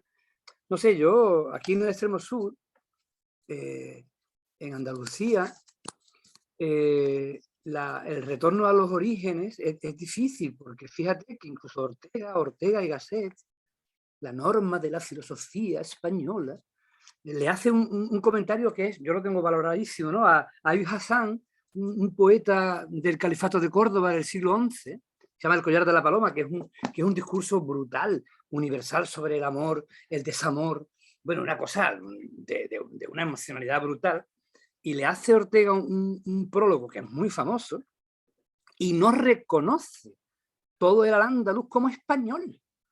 Dice, no todo el mundo que habita la tierra de esta patria, de esta nación, es español, y puede ser español cualquiera que ni siquiera la pise, ese punto abstracto, porque son sociedades que tienen usos distintos. Ese burgués elitista que es liberal, que es Ortega, le sale por los poros de la piel, ¿sabes? Y ha generado una filosofía que es norma de la filosofía no europea, porque no llega tanto, pero sí, a nivel español sin ninguna duda. Y además se hizo antifranquista un poco, bueno, refunfuñó un poco con Franco y tal, ¿no? Pero tampoco, nada, se sirvió un poco y volvió. Me explico, o sea, que eso de volver a los ancestros en Europa es complicado. Los franceses con los celtas y tal, es problemático, porque se rechaza esa historia. Y además se rechaza, en el caso del Al-Ándalus, desde la filosofía poderosa de Ortega, y el argumento no es otro que son usos distintos, porque el califato tenía una posición de la tierra distinta, una posición con la naturaleza distinta, con las relaciones distintas, usos sociales distintos. Por eso no los llamo españoles. Muy fuerte, ¿eh? Entonces, un poco al hilo de Héctor y dice tarea que dice Katia, que a ver si, porque te faltaba la segunda parte, tienes que poner unas tareas, joder. Sí, pues si quieren avanzamos así, nos queda bien poquito tiempo, pero bueno, de los temas que yo quería como plantearles que son necesarios, y estos temas los fuimos de alguna manera trabajando. Juan José avanzó mucho en ellos y los fuimos como pensando como una agenda, ¿no? O sea, como temas que tenemos que trabajar y de lo cual sí tenemos además ciertos elementos ya para poder avanzar, ¿no? El primero sería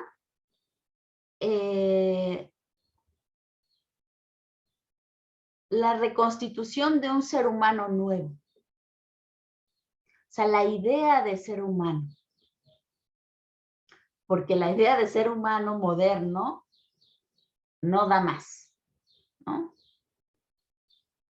Entonces, plantear el tema de la subjetividad, y bueno, aquí, por ejemplo, este artículo que les comenté de la reconstitución del ser humano como sujeto, es muy importante, de Juan José. Y esto nos va a llevar justamente a relacionar el tema de la subjetividad con el modelo trascendental. Y bueno, para que no se quede así como chino, diré como algunas palabras sobre esto. Juan José estuvo trabajando durante varios años la ciencia de la lógica de Hegel.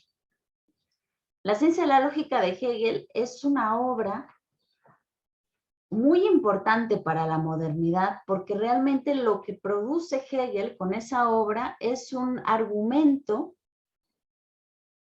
que sostiene el proyecto moderno como el proyecto más racional y más verdadero. O sea, eso es lo que logra con esa obra. Entonces, parte desde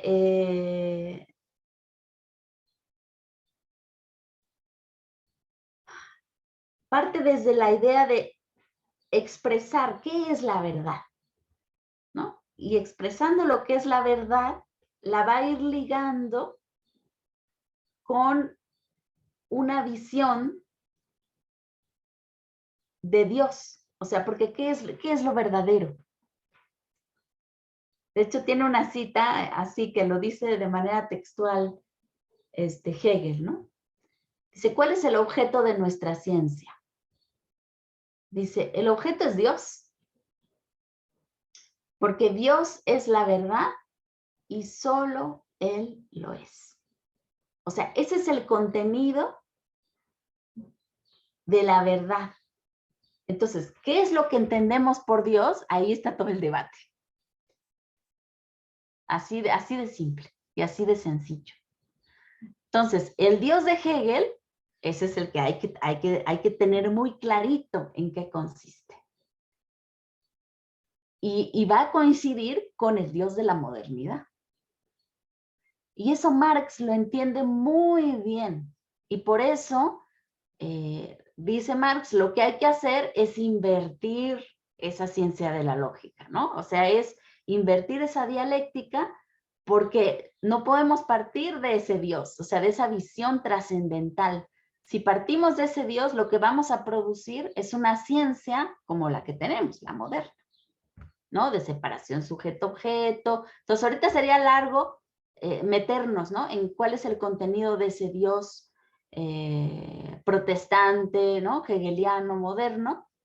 Pero sí podemos decir que ese Dios lo que produce es una cosificación del ser humano. Porque Dios es el gran sujeto. Y el ser humano se va a convertir en mediación de Dios. ¿Sí? O sea, toda la humanidad está ¿para qué? Para que Dios se exprese, se desarrolle, se reconozca, ¿no? Ahora sí que florezca y sea pleno. Y los seres humanos, pues somos mediaciones en ese camino. Que finalmente, va a decir Hegel incluso en la fenomenología del espíritu, son las flores pisadas en el camino, ¿no? Del paso de Dios en la historia. Entonces, pues para Marx eso va a ser escandaloso. O sea, ¿cómo es que el ser humano va a ser mediación? Y ahí está toda la diferencia. Hay una cita, se las voy a leer porque la tenía aquí, preparada para leérselas. Y fíjense, dice así. Esta es una cita de Marx. Y dice, la crítica de la religión desemboca en la doctrina de que el ser humano es el ser supremo para el ser humano. Esta es la inversión de la que habla Marx. O sea, el ser humano es el ser supremo para el ser humano. Dice, y por consiguiente, en el imperativo categórico de echar por tierra todas las relaciones en que el ser humano sea un ser humillado, sojuzgado, abandonado y despreciable. Es decir, si tratamos de pensar cuál es el concepto de verdad, ¿no? Así en su sentido amplio, y concediéndole a Hegel que Dios es la verdad y solo Él lo es. Para Marx, el Dios verdadero es el que convierte al ser humano en ser supremo para el ser humano. O sea, el Dios que comprende al ser humano como lo sagrado y que en el cumplimiento de su verdad lleva a la dignificación del ser humano, ese es el único Dios verdadero. O sea, ¿dónde puedes tú saber que es un Dios verdadero? Porque pone al ser humano como ser supremo. O sea, no lo vuelve cosa, no lo vuelve mediación, no lo vuelve objeto. Entonces, esto lo va a trabajar de manera muy fina Hegel en toda la doctrina del concepto. O sea, mostrar ese contenido de Dios. Y va a llegar hasta el último lugar cuando trabaja la doctrina del concepto. Entonces va a decir, el concepto es lo que nos dice lo que es verdadero de algo. O sea, es la manera como Dios se determina en algo. Entonces, aquí es el Dios protestante de Hegel, ¿no? El fetiche de Hegel. Pero ¿qué pasa si reconstruimos el concepto desde esta otra visión trascendental? Ese es uno de los grandes retos que tenemos. O sea, llegar a hacer una exposición de cuál es el concepto de concepto desde esta visión trascendental del Dios de Marx. No sé si se entiende, es algo, yo sé que bien abstracto, pero bueno, traté de decirlo así en cortito. Entonces, Sí. ese es un reto enorme, pero fundamental. Ya nos van quedando un par de minutos y un poco, quizás, esta pregunta que quede en el aire, pero tratando de seguir la metódica que nos legó el maestro Juan José, de lo que has comentado ahora, me viene a la cabeza preguntarnos por cuál es el contenido de lo humano en esa expresión de Marx. Porque si el contenido de lo humano sigue siendo una antropología antropocéntrica, valga el pleonasmo, continuamos en lo mismo, ¿no? Entonces ahí Sí, toca y de hecho, parte del reto que se abre con esto que nos planteas ahora, implica también pensar, en el sentido que Juan José nos invitaba a pensar cuál es el contenido de lo humano. sí, y de hecho la pregunta que haces es fundamental. Y incluso, o sea, antes de hacer este trabajo que ya veíamos necesario, ¿no? De hacer la inversión y toda la reflexión y el argumento, o sea, construirlo. O sea, Juanjo, antes de empezar, dijo, bueno, pero esto no puede ser así, ¿no? Tenemos que repensar la cuestión del sujeto como un hijo de la tierra, ¿no? Y bueno, yo creo que aquí, pues hay que recordar esta argumentación que ha hecho Dussel y que no ha continuado con esa coherencia en su obra. O sea, lo tiene ahí sugerido y Juanjo lo tenía clarísimo. Y digamos, ahí podríamos ver como por dónde iba Juan José, ¿no? Y en qué momento tomó otro camino, de alguna manera, ¿no? De Dussel. Dussel dice en la ética, el ser humano es la naturaleza autoconsciente y autorresponsable. O sea, ese es un punto de partida muy potente, pero después ya no lo vemos más en la filosofía de la liberación. O sea, ahí lo dice, pero ya no sigue. O sea, en la política no queda mucho rastro de eso. Y Juan José es muy coherente en toda su obra, digamos, en toda su obra, que ese es como el punto de partida. O sea, el ser humano tenemos que pensarlo como la naturaleza autorresponsable y en ese sentido yo creo que hay que pensar la sacralidad que dices. O sea, como naturaleza, él mismo, ¿no? Sí, un poco ahí como el contenido de lo humano vendría a ser, al menos en una primera intuición, la vida misma, ¿no? Me recuerda un poco desde esa intuición también, de esto que señalas con del maestro Dussel, que lo enuncia, sobre todo lo enuncia en el momento de la ética del 97, por esa época es lo que lo viene trabajando, y ya después con la política en efecto lo olvida, y allí muy llamativo sobre todo, por ejemplo, por la impronta que tiene para el giro pragmático y el giro pragmático que se le hace a Apple en los debates con Dussel, en la obra de Peirce, ¿no? del pragmático norteamericano semiótico, más que semiólogo, Peirce, y que allí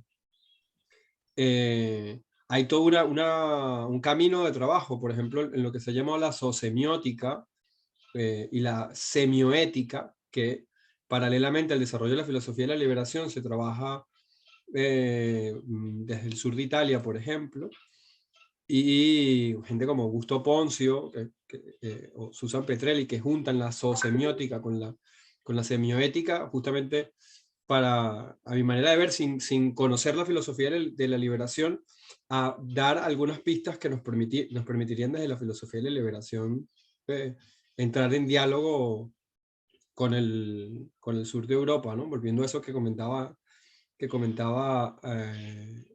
anteriormente, y presentan justamente al ser humano como un animal metasemiótico. Y esa metasemiosis, para la zoosemiosis, la semioética, justamente el hacerse responsable, es tener la carga de ser responsable de la vida. O sea, ser consciente de la fragilidad de la vida y de la posibilidad que incluso como seres vivientes tenemos de su destrucción, eso te vuelve responsable sobre ella. Hay un libro muy interesante a ese respecto que se llama es algo así como el sí mismo como signo. A mí me cuesta mucho traducirlo al inglés, pero el texto no ha sido traducido al castellano, ¿no? Por eso, The Self as a Sign, que justamente plantea algunas de estas cuestiones que creo que ahí se podría abrir un diálogo interesante, por lo menos en mi particular trayectoria, que vengo del mundo de la semiótica, encontrarme con ese entrecruce entre filosofía de la liberación y luego los desarrollos con José, me parece muy, muy potente para pensar estas cosas, ¿no? El ser humano como animal metasemiótico, o como la vida hecha sujeto, si se quiere, para seguir Exacto. Sí, no, o sea, hay muchísimos temas, o sea, como que ahorita hemos mostrado nomás la punta del iceberg, pero uno de los temas, ¿no? Que también él decía, hay que hacer un giro pragmático del giro pragmático. Y eso sí que el giro decolonial no ha hecho. Y si no hacemos eso, o sea, si no, ¿qué significa esto como en términos generales? Lo que hace Apple en el giro pragmático es mostrar que no hay una conciencia solipsista, ¿no? Que toda la modernidad ha basado su reflexión y su concepción desde un paradigma que es el paradigma de la conciencia. Y dice, pero no hay una conciencia. En el fondo, toda conciencia supone una comunidad.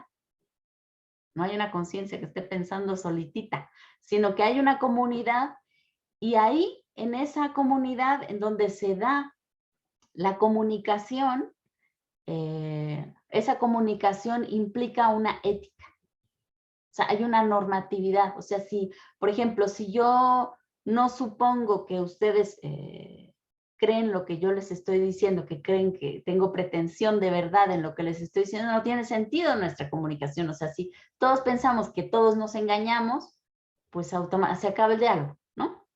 O sea, hay como una pretensión de honestidad, de verdad, de validez. O sea, hay varios elementos que va enumerando Apple y dice hay una ética detrás, ¿no? O sea, y hay una comunidad detrás, siempre, en toda comunicación. Entonces, esa va a ser la ética del discurso. Entonces, Dussel dice, tiene toda la razón y nosotros nunca habíamos pensado el tema de la comunidad. Entonces, le da un giro a su ética para pensar este tema que es el de la validez. Algo es válido, ¿no? Cuando tiene todas estas pretensiones contenidas. Y va a decir Juan José, no solamente aquí hay una comunidad de comunicación humana, sino que hay también una comunidad de vida detrás. O sea, se está suponiendo, esos sujetos no están así en la nada, sino que esos sujetos están vivos, ¿no? Hay otros presupuestos, entonces tenemos que partir de esta comunidad de vida sobre la que está esta comunidad de comunicación, y ahora sí estamos pisando el piso de donde debemos partir. Entonces, por eso es un giro pragmático del giro pragmático.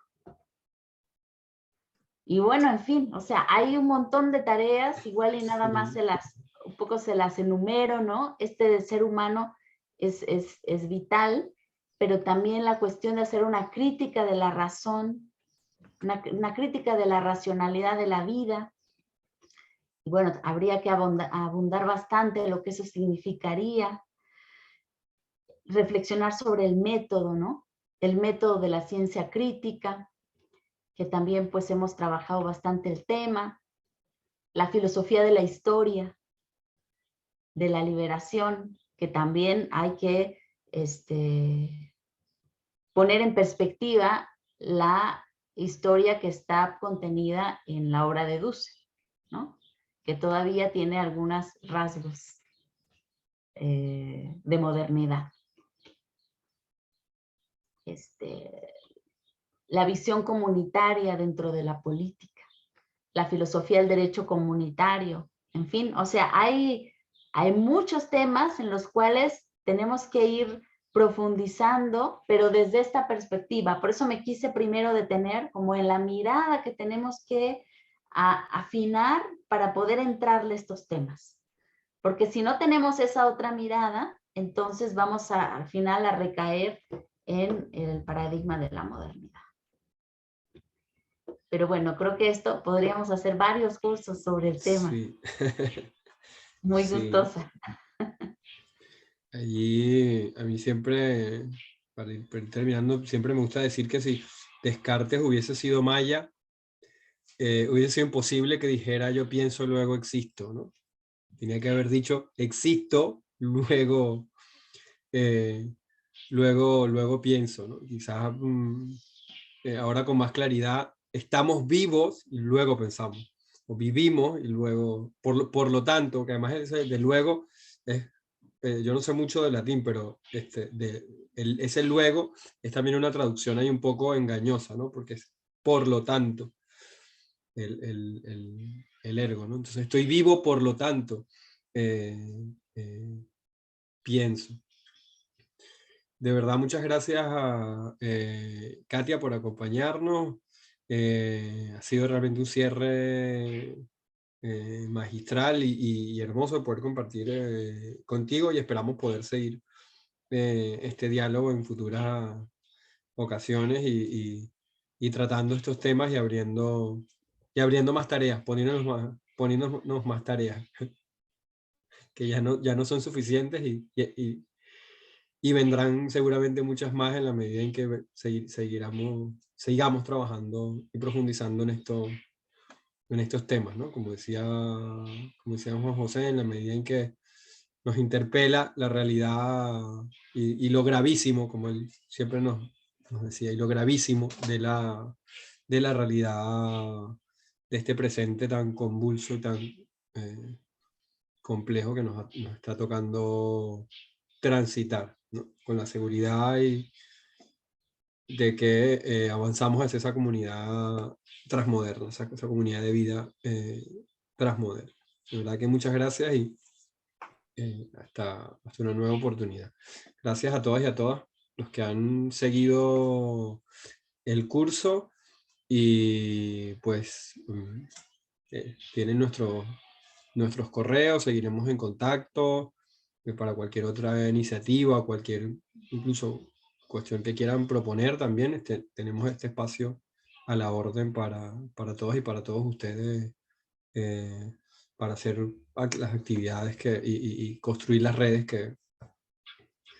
que tanta falta hace seguir construyendo, no que no exista, sino que tanta falta hacen seguir construyendo.